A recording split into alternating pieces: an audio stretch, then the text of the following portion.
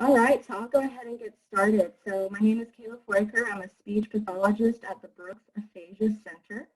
I work with people with aphasia. We have different programs that we offer, but I'm going to talk a little bit specifically about one of our groups here that runs based off of LPAA and project-based intervention, and it's called BRAC News. So things we're going to talk about today, I'm going to briefly go over LPAA. I'm sure we're all very familiar. And then I'm going to talk about project-based intervention, and then I'm really going to spend most of the time talking about BRAC News and how you can run it at your center, and I'll let you guys see it in action. So real quick, I just want to talk about my center that we work at, the Brooks Rehabilitation Aphasia Center. We are an aphasia center that bridges the gap between medical rehabilitation and community reintegration.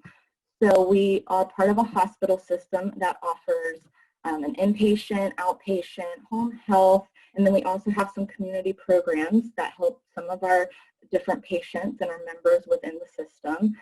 Our center offers two different programs. We offer a community aphasia program, and we also offer an intensive comprehensive 6-week program.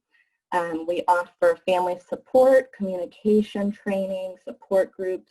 We've been doing virtual groups online in light of COVID. When there was not COVID, we also did different outings into the community and advocacy events as well. So real quick, I'm just going to hit on LPAA. So we all know LPAA is patient-centered, patient-driven. We focus on re-engagement in life. We begin that with the initial assessment. Here we always have the family members and the person with aphasia involved. They choose what they want to work on. They choose what they want to use to get better and to get back into the things that they enjoy doing. We find out their hobbies. We find out things that they enjoy, and we try to incorporate those things into the center. And then I will talk about project-based intervention. So project-based intervention is a treatment strategy, and it's used to help improve different communication and cognitive strategies through different structured group tasks. The intervention, it helps with meaningful activities, and it usually involves a long-term project that results in something tangible that they can hold or show, take with them.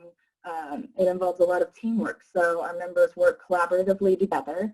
SLP is more of a facilitator versus a teacher or an entertainer, so to say. These tasks work on all areas of language, verbal expression, comprehension, and in my group that I run, we do reading and writing as well, but it also works on some of those higher level communication functional things that we do that don't always happen in individual therapy, like communication with planning, organizing, sequencing, and a lot of social pragmatics. So it's a lot of fun. And then why use this? Why is it important? Why should we incorporate it into our groups? It gives our group a final product that members can watch. They can show their friends. They can show their family. It also gives support for communication in more of a real-life context instead of just a therapeutic one-on-one session. So they can take these things that they've learned and they can use them in more of a real-life situation with multiple people. It's really meaningful to them. So our members choose what they want to talk about, what they want to involve in the product, and so every single part of it has some type of meaning to them. So it's really important, it's really salient, which we all know is so important with what we do with therapy. It also gives them a sense of accomplishment. I know whenever we finish and we create our product, which ends up being a video, we always have everybody go into the room and we'll show it like a viewing, almost like a premiere. And it's just so great to see everybody clap for whoever's on the screen. You can see they just light up with pride. It's so exciting. It also gives members a challenge. So for some members who say, I've gotten everything in groups. I feel like I'm not being challenged enough. We send them to this group. They have to communicate directions to one another. That's hard. They have to help each other through communication breakdowns. And with how we run the group, the SLP is not always right there every second of the hour to help them. So they have to figure out between their friends, how can I get my message across, or how can I understand? And it also gives them an opportunity to take more leadership roles during conversation and other functional tasks. It also changes the view of the individual from just a member or just a patient. They're now the expert. They're the one contributing. They're the one who's in charge. So it's great. We love it. So now I'm going to talk about how we've incorporated those two things into our intervention at Brooks Aphasia Center. So here at the Aphasia Center, our members' ideas come to life. A lot of times we've come up with these SLP-driven groups, and they're great, but the best groups are always the ones that come from our members. This member in particular on the screen is the one who had the wonderful idea I'm going to explain to you today. So one day he comes up to one of my colleagues, and he has a picture of Ron Burgundy, Will Ferrell right there, and he keeps saying, me, news, me. And we talked and we figured out he wants a news group. He wants to make the news. And we thought, why not? You can do anything you want. Let's figure out how we're going to make it happen. And you can see he took his role very seriously. So, BRAC News is a group developed by our members. It involves different aspects of evidence-based practice within it as well. So we do utilize script training, we utilize ARCs, we also utilize conversational coaching. The group is run by our members, while the SLP will just facilitate communication utilizing SCA techniques. My screen. Oh, hold on one second. I'm so sorry.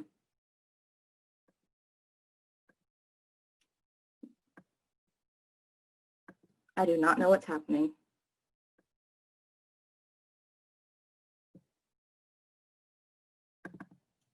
I'll be right back.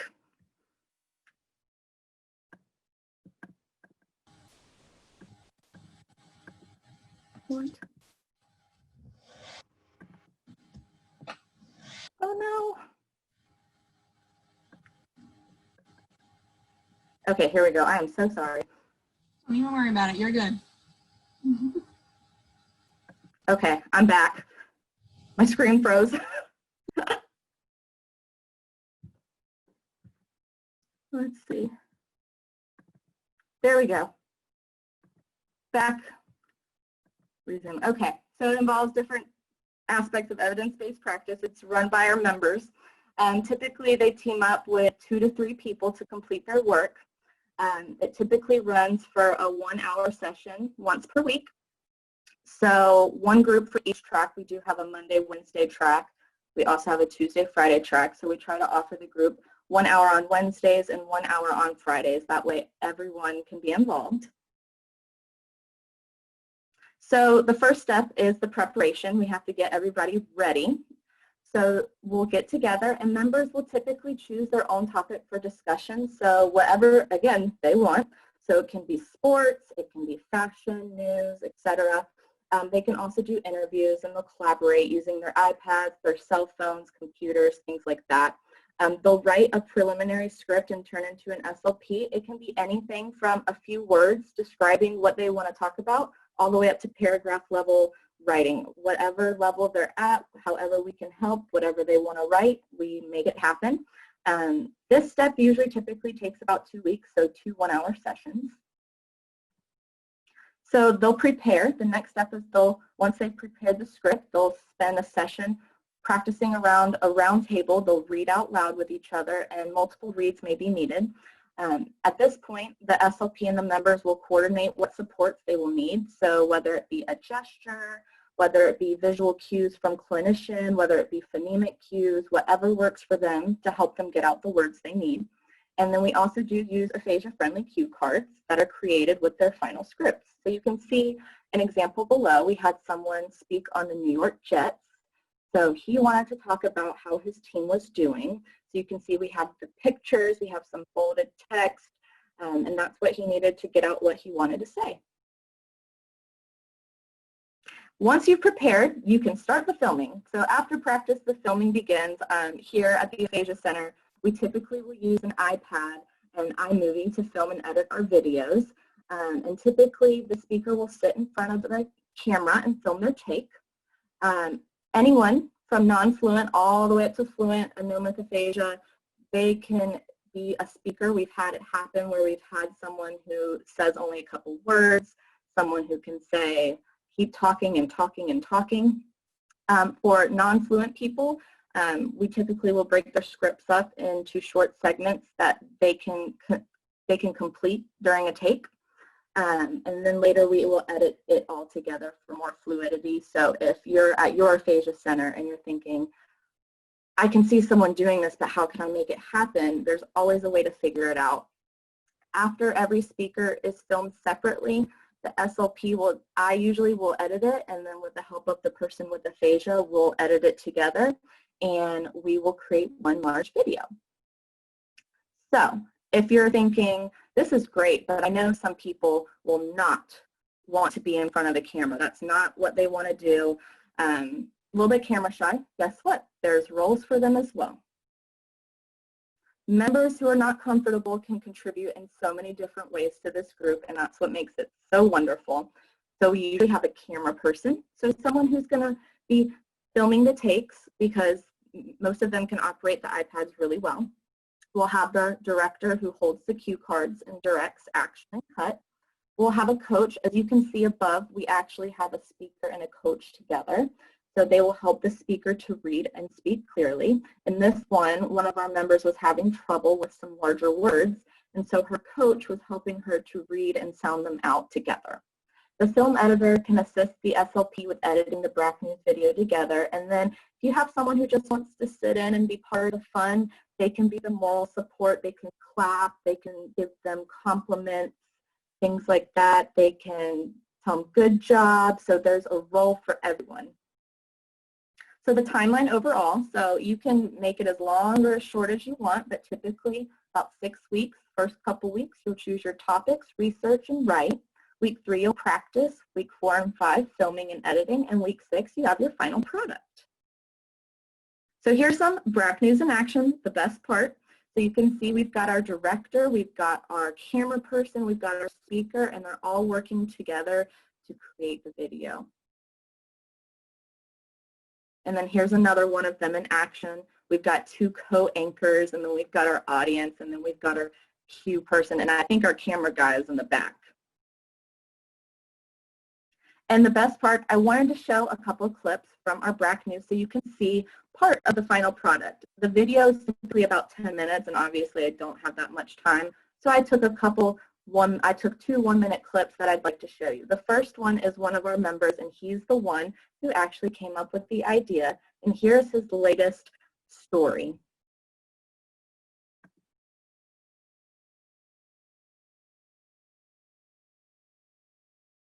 So that was our first clip, and you can see we edited the different takes together, and he did wonderful, fabulous. He got to tell us exactly where the best spots are to eat, and I've tried most of them pre-COVID, and it was really good. And here's our next guy. He has been bugging me to put him in a video, and so finally we were able to get him in a video, and he got to tell us exactly wonderful. He's actually very ready to get back here and make another video. So here is Daryl, and obviously he might be a fan of the 49ers. To put him in a video. Okay, well, I don't know what to do because I don't know why it's not working. Kayla? I will just stop it. Thank you.